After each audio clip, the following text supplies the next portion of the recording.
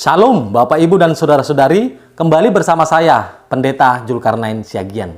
Mari kita merenungkan kebenaran sabda Tuhan pada minggu ini, yaitu minggu 4 setelah Trinitatis.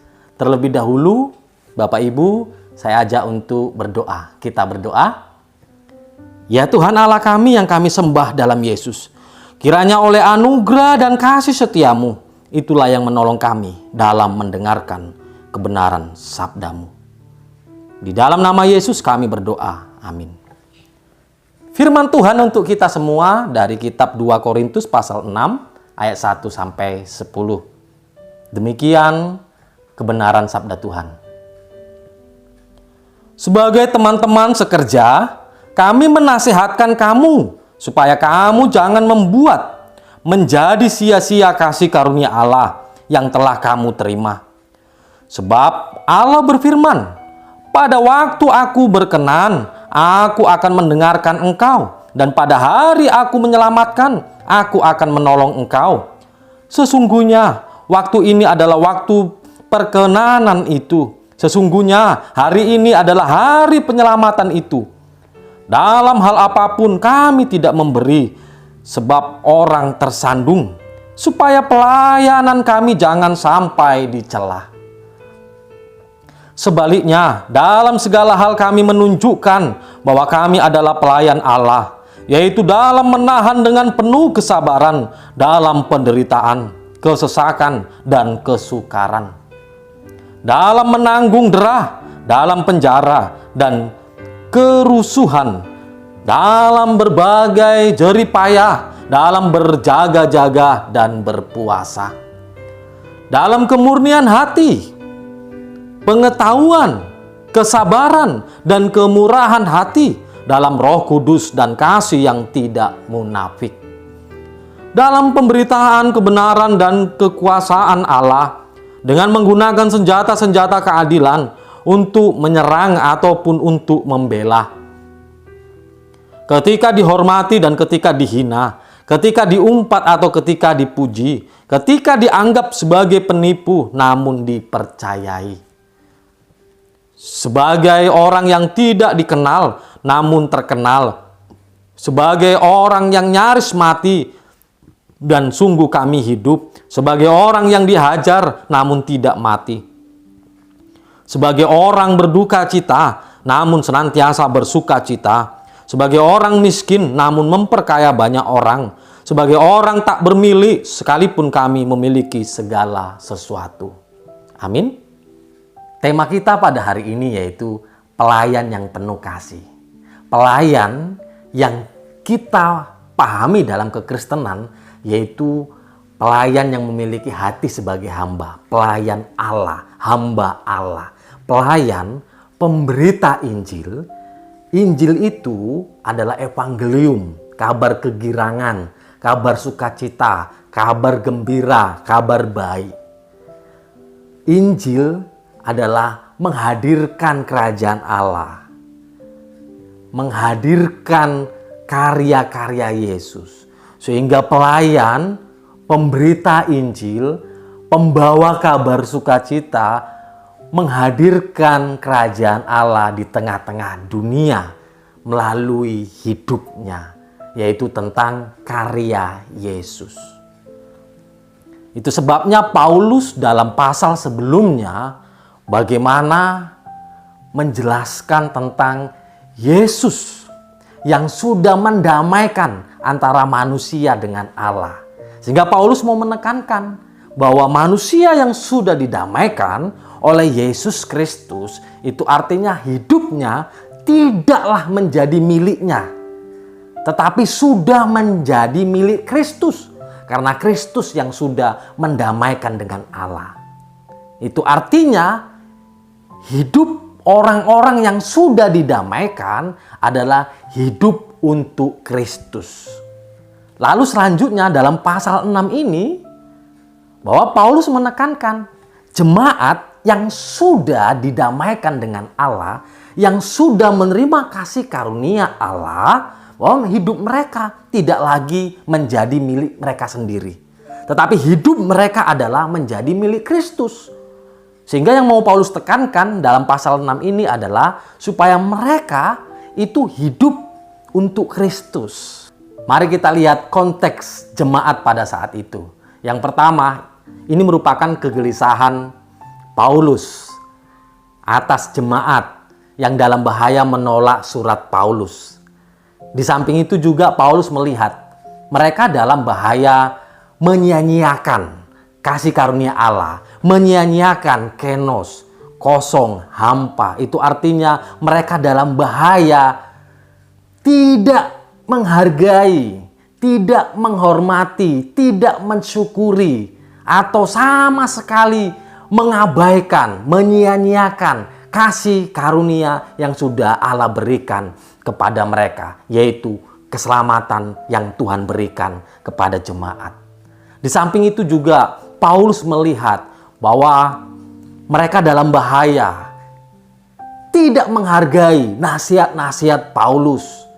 Itu disebabkan oleh karena mereka dalam kebingungan atas banyaknya pengajaran-pengajaran lain.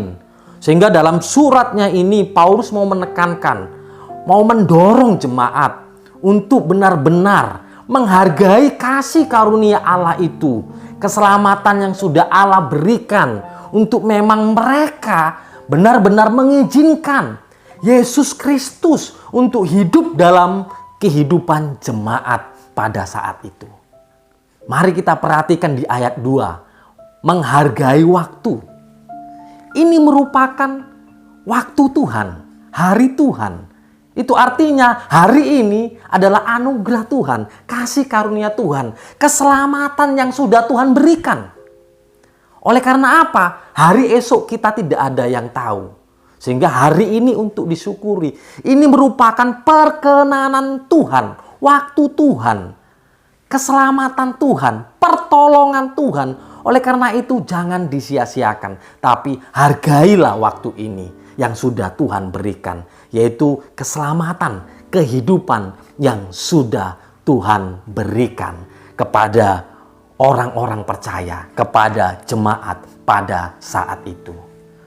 Selanjutnya pada ayat 3, di sini yang mau ditekankan adalah melayani sebagai pelayan Allah yang memiliki hati sebagai hamba. Sehingga Paulus perlihatkan bahwa dirinya berusaha, berupaya untuk tidak menjadi batu sandungan kepada jemaat pada saat itu. Bahkan justru Paulus di sini memperlihatkan sikapnya yang takut akan Tuhan. Agar kasih karunia Allah itu tidak tertolak oleh karena sikap atau perbuatan Paulus. Itu sebabnya Paulus di sini memperlihatkan dia memiliki sikap sebagai pelayan yang takut akan Tuhan. Mari kita perhatikan di ayat 4-5. Di sini Paulus memperlihatkan ketika dia berada dalam kesulitan, kesukaran atau penderitaan, Paulus tidak menjadi menggerutu. Paulus tidak menjadi memberontak. Atau Paulus lari dari penderitaan itu atau dari kesulitan itu. Tapi di sini justru Paulus memperlihatkan dirinya sebagai pelayan yang sungguh-sungguh berupaya untuk disiplin dalam kerohanian. Yaitu dia senantiasa berjaga-jaga dalam doa dan berpuasa. Lalu selanjutnya kita perhatikan di ayat 6-7. Bagaimana di sini Paulus benar-benar menjaga kemurnian hatinya. Untuk hatinya itu benar-benar suci, tulus. Tidak dipengaruhi oleh kejahatan, oleh kemunafikan. Tapi dia benar-benar menjaga kemurnian hatinya yang tulus. Bahkan kesabarannya. Dan dia tidak menjadi pelayan yang munafik. Tetapi benar-benar dia pelayan yang mengandalkan penyertaan Roh Kudus. Sehingga Roh Kudus itu, Roh Allah itu yang dia andalkan untuk menguasai hati dan pikirannya. Bahkan dia mengandalkan senjata rohani, memakai senjata rohani, yaitu firman Allah yang dia pakai dalam kehidupannya sebagai pelayan yang penuh kasih. Pada ayat 8 sampai 10 di sini jelas bagaimana Paulus adalah sosok teladan, yaitu pelayan yang penuh kasih. Sehingga dalam setiap keadaan Paulus tetap konsisten. Sekalipun dia menderita, dia tetap menjunjung tinggi kemuliaan Allah. Inilah yang mau diteladankan kepada kita, yaitu kawan sekerja. Kita semua adalah pelayan, sehingga seluruh umat Kristen, seluruh jemaat itu adalah pelayan. Mari hari ini kita melihat bahwa ini adalah hari Tuhan, di mana Tuhan sudah menganugerahkan kasih karunia-Nya kepada kita, orang-orang percaya, bahwa kita yang sudah diselamatkan, kita yang sudah ditolong, sehingga kita melihat hari ini merupakan hari perkenanan Tuhan, di mana pertolongan dan keselamatan dari Tuhan itu kita terima. Dan kiranya kita senantiasa mensyukuri, karena hari esok seorang pun tidak ada yang tahu. Oleh karena itu senantiasa kita hargai, kita hormati hari ini, yaitu harinya Tuhan. Mari Bapak, Ibu, dan saudara-saudari senantiasa hidup berkomitmen, konsisten dalam setiap keadaan. Sekalipun kita berada dalam kesulitan, bahkan berada dalam penderitaan, di situasi yang sukar, kiranya kita tetap menjadi pelayan yang konsisten, berprinsip, tetap berpegangan pada kebenaran firman Tuhan. Sehingga senantiasa kita tetap berjaga-jaga dalam berdoa. Bahkan bila perlu kita berpuasa untuk senantiasa mengandalkan penyertaan Roh Kudus dalam kehidupan kita, untuk supaya kita memiliki kemurnian hati yang tulus dan kita tetap sabar sekalipun menderita. Tapi kiranya hidup kita senantiasa membawa kabar sukacita. Hidup kita senantiasa menghadirkan kerajaan Allah di tengah-tengah dunia ini, yaitu karya Yesus melalui perkataan kita, perbuatan kita, sehingga kemuliaan Allah itulah senantiasa kita junjung tinggi. Selamat untuk menjadi pelayan Kristus yang penuh kasih. Amin. Mari kita berdoa.